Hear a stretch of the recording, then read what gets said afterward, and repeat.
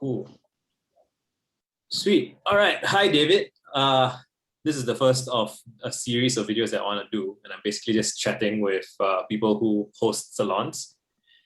And I wanted to, let's start by asking, how did you hear about the II? How did you start doing these? Oh, that's a great question. I don't actually really remember because somebody I think I got invited to a picnic in a park in London. And this was like before the II was really a thing. It was like Anna was starting to be a little bit of a like connection point for various people. And it was like, my friend was like, we were trying to hang out and he was like, oh, I'm going to go to this thing. Why don't you just come? I'm sure there'll be other people there that you want to talk to. And so we went, and the idea was everyone was going to picnic for a bit and then go up to the Greenwich Observatory. This is in Greenwich Park in London. And we basically just talked so much that the observatory closed and we didn't realize it. Like we were all like having a good time, like chatting, and it just like took up the whole afternoon. And then we realized like we missed our chance to do the activity we had planned it around. Wow. And so from that, I stayed kind of in the loop. And then as the II became a thing and hosting salons became a thing, it sort of felt natural to me to be doing it. So I hosted a couple on my own, and then, well, I guess I have a story about how I got into the series I'm doing as well. So maybe I'll just do that now. Yeah. So I currently host a series called Reading the Greats. So Tommy Collison and I, with two groups, have been going through sort of like 15 books from the Western canon. And it's a monthly thing. So big, feels like it's been going on for ages, but it's great. But Tommy, like I had been sort of trying to incubate something like that in the II and bouncing ideas off people. And then Tommy tweeted that he wanted to do some like great books thing and find some way to like read with other people. And I was basically like, DM me. And then of course, Anna got involved and was like, we're making this happen. And then everyone got in touch and we just like decided to do it as a collaborative thing. So it's kind of evolved in a bunch of steps. Because before that, my hosting was kind of like limited. It was like, I don't have a lot of time. How much prep do I have to do? Like, it just felt like I wasn't all in. And then this series, I just like jumped all the way in. Wait, so you had hosted salons before you started the series? Yeah, 2 or 3 maybe. Well, do you remember what your first couple of salons were like? What they were like. Or what it's about? Yeah, well, I know one was about, it was sort of a philosophical take on like whether art needs to be beautiful or not. And I think I probably like miscalibrated like how to run a good salon in a few ways. Like I remember being like, I have a bunch of great people, we're having good conversation, but also maybe it's like not as slow or not as interactive as I want. Like maybe the readings were too nerdy. Like I couldn't quite figure out, but I didn't like unlock the great salon experience. And I think I did 1 or 2 before that too, but I don't recall which. Yeah, so that was my sort of prehistory for this series. Nice. So did you know Tommy before you started hosting together? No. And so it was like, so he had an idea to do like a book club-ish thing. Yeah. And then you were like, let's do it together. And I was already sort of working on it, and I was like, Tommy and I should just do this together. And so, but then I got in touch, basically. Like I was following him on Twitter. Like he didn't know me, but I was aware of him. And then, yeah, it just turned into like, should we do this together? Yeah, we should do this together. That's amazing. And you are based in London and he's based in SF. Yeah. And so you're at different time zones and you've been doing, you say so salons, I presume, at 3 hours each. Something like that, yeah. And you've done like a dozen by now. Yeah, it's probably more like 20 because we've done 2 a month. Wow. So that's a lot of time. That's like 3 hours, 2 people, 20, that's 60 hours of salons. Yeah.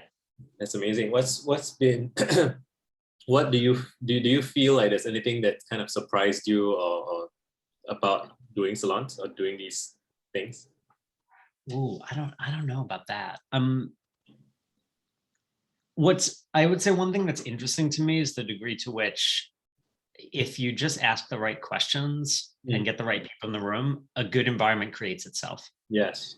Yeah. And I think this is, I hinted at it before with some of my earlier salons. Like I didn't quite get the mix right. Like I didn't ask good questions, or I didn't frame things the right way, or I didn't get out of the way enough for people to have a conversation maybe.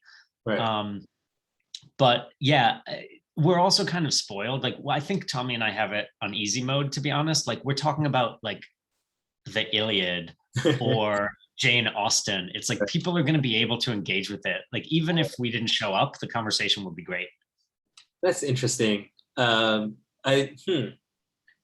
Yeah, you know, so I know it sounds like that might be the case, but I bet that even then, I think it's very easy for us to underestimate the role that we play by setting intentions and setting like the context for people. Like it's been really so in my own salons. So I've tried to do about one salon every month since roughly the beginning of the II. And so the first thing was I was a guest in someone else's salon, and I can't remember who, unfortunately. I can look it up, but I was a guest in someone else's salon. And then I hosted my own, and my goal was I kind of so I always feel like I'm cheating a little bit, which is that I use the salons almost as a way of doing research for my ideas, my books, my it's like I have questions. I love that you said asking the right questions, because I have a bunch of like curiosity expeditions, I think I call them, like just stuff that I want to know better and I want to understand better, and that I feel like it would be helpful to get other people's perspectives on. And so like when I talk with new hosts, like I just did a like introduction for new hosts on like a few days ago. And the interesting thing is that a lot of people seem to feel compelled, like, oh, if I'm going to host a salon, like I must be an expert on the subject. I must like know everything inside out, and I must be able to be like a guide, or for everyone else. But like in my experience, the best salons are really collaborative, like people just sharing their points of view, and then you kind of explore that. Anyway, so how many more how much longer do you think you're gonna do the grades? Like, are you gonna run out of grades, or is it gonna be indefinite? Well, so we set it up as a 15-month series. So that series will end in April. It's now November. Right. And then we're already sort of talking like, what do we do with all the books we wanted to cover but couldn't? Like, do we have a like reading the greats, the B-sides, where we do like favorites that didn't make the cut? I honestly would love a month or two off, like, because I've spent 2 Sunday nights every month, like half my Sunday nights, Right.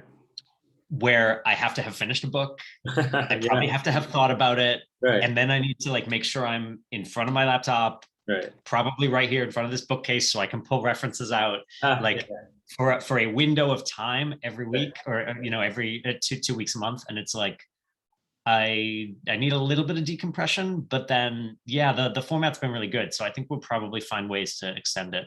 Yeah, you should definitely take a break. If you once you feel like you probably need a break, it's usually a sign that you need a break, and it's good Yeah. because it gives you, I love this quote from David Ogilvy. I think he said something like, he works very hard, but then when he feels like it's time to rest or take a break, like he completely just shuts off from everything. And he says that it's not even like a, well, how you want to frame it's up to you. But the way I got what I got from reading it was, it's almost like it's your obligation as an artist or a creative to have periods of rest. And like it's not even, it's like you owe it to your work to rest. It's like it's an interesting relationship with that.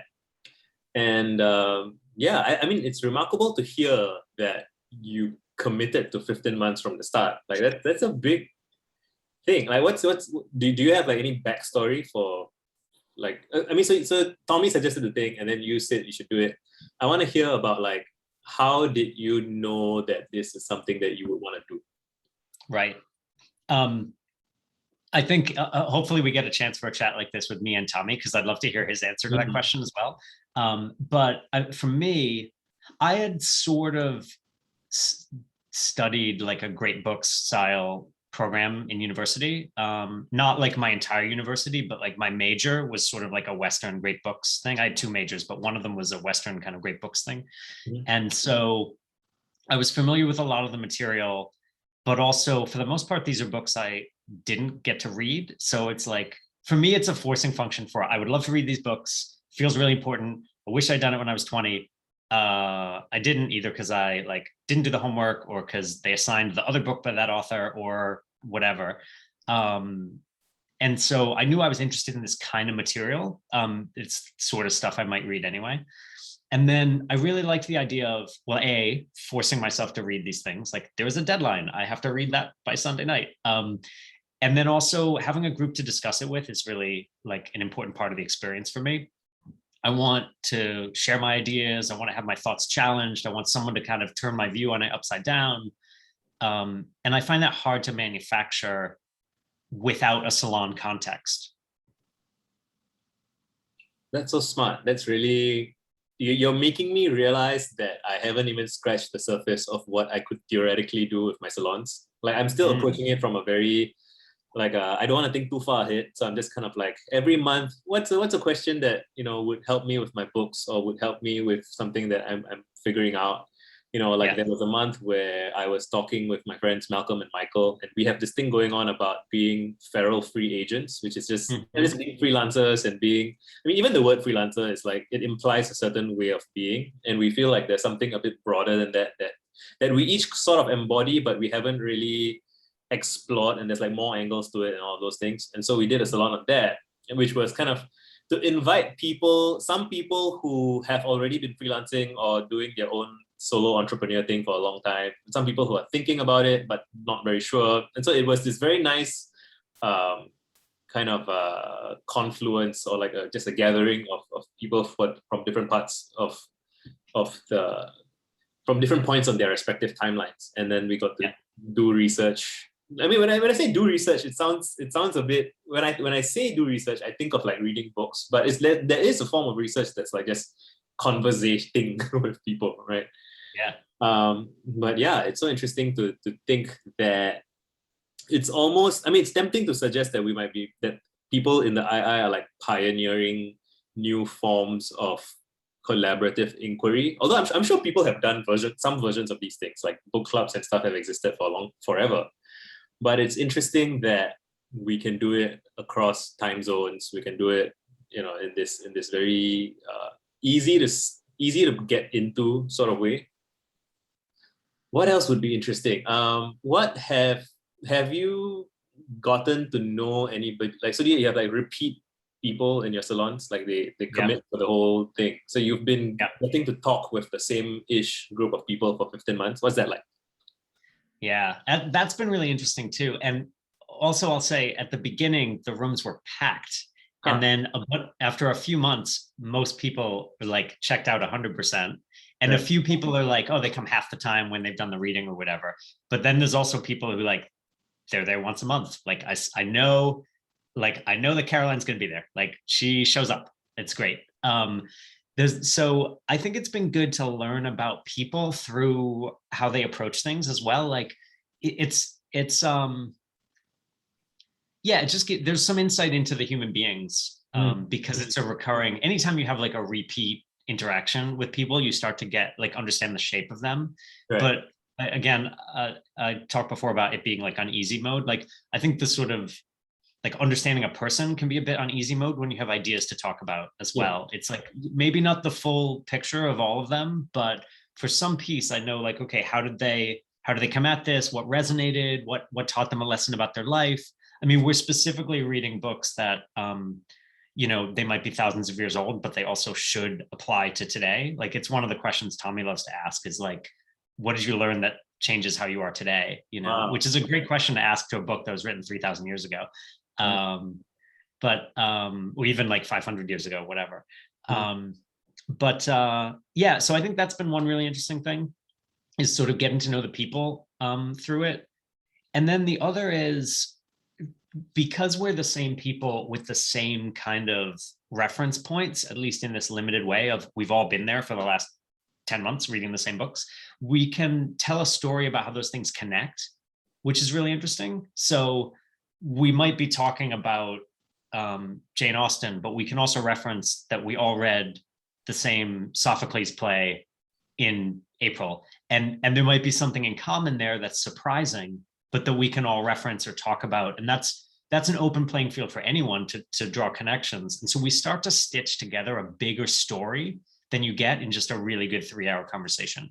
It's kind of been unique to have such a long series because it's let us, build all those connections really explicitly with the same group. No one has to explain, Beowulf to the group because we all read Beowulf. Like everybody has that in their back pocket now, and you know that, and you know what we talked about. So you can do different things with that shared knowledge, which I think is interesting. Oh yeah, that's so yeah. I feel like I have a weaker version of that with a bunch of people that I know and care about, but we've never. I can imagine that if you have it really explicit and like we all gonna read it, it really does change the thing. Is there any book that you would say was like particularly stand out in terms of the effect that it had on people, or like sort of all the salons that you've done on all the books? Is there any that were unusually, uncommonly powerful? That's a good question. Or like, what was your favorite? Yeah, I mean, my favorite was probably the first one we did. So we started with the Iliad. Right. And I think that was, in some ways, that was powerful for people as well, because it was kind of surprising. Like, you really have to put yourself in a very different mindset. The story is written for an audience that just sees the world differently. Like it makes sense to have 12 pages where you just list like the commander of a set of soldiers and what town he's from and what the town is famous for.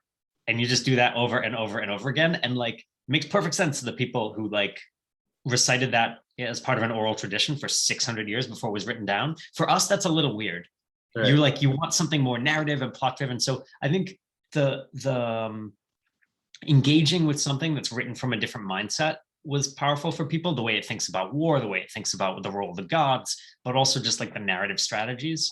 And I think it's great because I think it's also I think it's heartbreaking. Like the Iliad, I don't intend to spoil it on this call for people who haven't read it, but there's some moments at the end of incredible tenderness in the midst of people who have responsibility to kill each other, basically.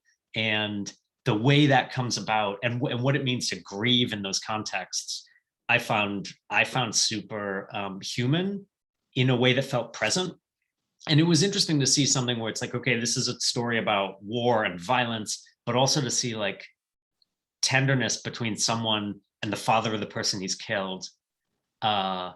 Immediately after, the violence has extended so far that the victor's goal is to desecrate the body. I mean, it's like the depth of both of those emotions together was, powerful and present and human, but also a window into a culture that still is really foreign. So I think for a lot of people that was hit them the way it hit me, maybe. That's amazing. I'm being like vicariously moved just contemplating that people had that experience, right? Like, so it's something that was written thousands of years ago, right? And it's nice to know that its echoes are still reverberating and in a way that is human, as opposed to, I mean, it's nice to have things in museums and so on, like, but it's not the same as in actual person-to-person discourse, right? Yeah. That's nice. That's really human.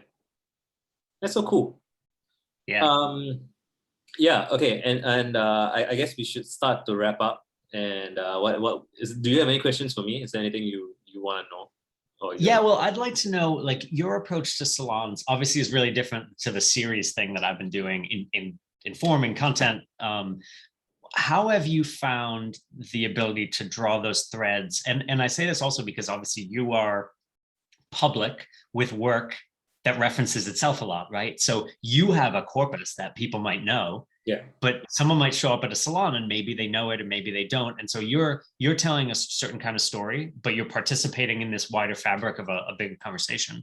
Mm-hmm. How have you found I don't know, maybe it's continuity I want to ask about. Like, how much does it feel like it's all connected? Are they the same people coming? Because they're like the Visa Friend Club? Like what's the vibe for you in that regard? Oh, that's interesting. Yeah. So a thing that I do for every salon is that I begin by getting everybody to introduce themselves. And I mean, I try to keep it snappy. So I ask people, where are you at? What city are you in? What's the time zone? And then what brought you here to the salon? And while so like I really, so I might have like 30, sometimes 35 people ish, and I really get every single person to say what brought them there, and that might take up almost half the salon. But it never feels wasteful because you really get a sense of where people are coming from, and I start with myself. So there will always be some people that I know, like they're my old friends. They know me very very well. We've been talking on and on all the time. And then there'll be some people who are signing up for their first ever salon. Like they've never, like they might know me, they might be like a Twitter acquaintance. Like maybe they follow me on Twitter, but we've never actually chatted before. And so they kind of know my stuff, but we don't really have a relationship. And then there are some people who somehow are like completely blind. Like they just came in, like they don't know me, they don't know, like maybe their friend referred them or something like that. So it's like kind of distant. And so in the introduction, when I'm getting everyone to introduce themselves, I kind of get to, I think stand-up comedians do a thing where you kind of test a few things to see how much of the audience gets a certain thing that you're saying. And then I end up kind of in real time calibrate and orient the conversation around what seems like the like what most people want, I guess. And so it's very, and that's part of the fun of it, because I don't know before the salon starts. I don't know how it's going to be. So it's always it's almost like jazz. It's like, I don't know where it's going to go. I have some ideas of the questions I want to ask and the things I want to say. But like sometimes something happens in the middle of a salon and like we can all just feel that, oh, this is going to be what we're going to talk about for the next half an hour, next 1 hour, because this is really interesting. It's really, like sometimes I think whenever anybody feels moved enough to want to share their personal experience, and it's sometimes something quite personal and tender and sensitive, like there's definitely a sense of, oh, okay, this is a gift from this particular person, and we are gonna listen to this person's story and we're gonna offer support or our perspectives or whatever. It can get very almost religious quality, like this everyone gets a bit soft, everyone's like listening and nodding, and it's very very cool to witness. It's very humanizing as well. And yeah, I don't know if that actually answers your question, but like I tried to. It was a great answer, Visa. I was in one of your salons and I watched that thing happen where it was sort of escalating in its like intimacy. Yeah. And by the end, people were like really unburdening themselves of some pretty heavy stuff, and it felt great to be part of that support network in a way too. Yeah. Yeah, and the cool thing is there's no like burden. It's not like anybody's obliged to, oh, okay, now you have to be friends now and you have to follow this person. It's I love this dynamic of like we're sort of friendly strangers-ish, acquaintances-ish. We can choose to follow up if we want. Some people do. I think a lot of people, I ask everyone to share their Twitter handles so that they can follow each other if they want.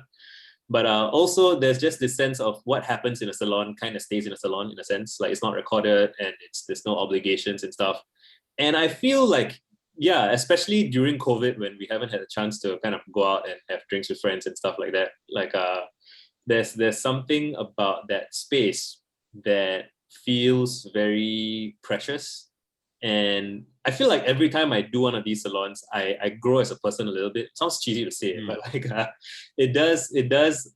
I think there's something about the texture of a person's personal experience, which is what we want when you read a really good book or a novel or you watch a really good movie. And you just sense that there's something about what that person chooses to share and how they share it that feels like it's enriching in some way. Like it's just more real than everyday life. Like everyday life, you got your chores and you got your work and you got to go through like corporate structures and whatever. It all just feels kind of cold and clinical. And there's something about that context that 3 hours or whatever, and people are here to listen, and it just feels like there's something in people that wants to come out, and if you kind of let it can be very beautiful to witness. Yeah, I would say one of the interesting challenges as a host is to be someone who can like cultivate that space actively during the course of the conversation, right? It's not just setting an intention at the beginning. It goes way beyond the intros. It's facilitating. No, it's letting people occupy that space. You can't make them do it. You can't tell them it's there. You just have to like leave the ability for people to step into it if they want. Right. One of my favorite things is when, so I've asked someone to say something maybe, or it's just we're going through the introductions or something, and then I can see someone else in the Zoom like nodding the head very vigorously, and then I can be like, hey, you look like you've got something to say, and then I say, and then they do, and they have like all this stuff, and then it just feels so magical that they probably wouldn't have spoken up if I, as a host, hadn't like given them permission slash directive and told them to do it. And then you just feel like it's almost like you're conducting an orchestra of people's emotions and thoughts, and just really there does feel like like, you know, when you're playing music with other people, or you're playing sports with other people, there's the sense of, you know, you pass the ball back and forth, or you harmonize together, and there's that sense of, oh, we're in this together. There's that kind of feeling, and it's really great. Yeah. And it's funny, you were talking about the intros and building on intros. I remember in the early days when we were still figuring out the norms of doing salons on Zoom, where I would be in a lot of, like I attended a lot of salons in the first couple months of that transition. And I remember a lot of them, the intros would go on for the first 2 hours because someone would say something interesting and someone would build on it. And then that would turn into a big conversation. And we'd go 15 or 20 minutes before the host would say, okay, David, you want to go next? Yeah. And that was great. I mean, that's one way to build that space. It's not the only way at all, but it was really interesting to just see people say, yeah, I'm here to build on it. Let's do it. It's awesome. All right, so I'm gonna end the recording here, and we'll chat again with Tommy when we can. And then thank you for hanging out and being my first guest on this chat thing. This is great. I'm excited. It's been great fun. And yeah, I look forward to doing it again.